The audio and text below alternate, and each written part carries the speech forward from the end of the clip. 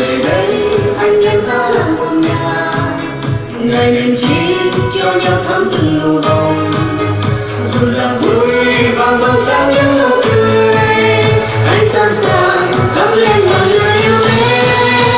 Tình đã cháy anh em ta cùng đồng lòng, về tình yêu cho ai thiếu tình buồn tình, về niềm vui cho ai sống với cô đơn, hãy sẻ chia cho nhau tình yêu Giêsu.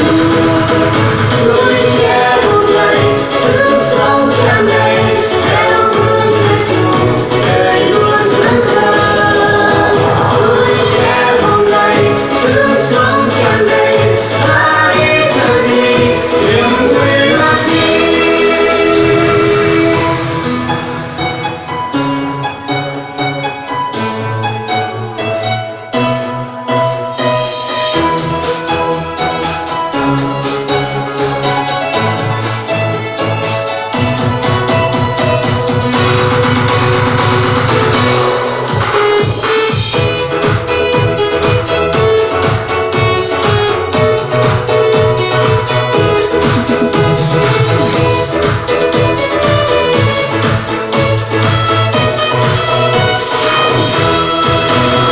Về đây anh em ta là một nhà, một niềm tin Giêsu chính là van tình đó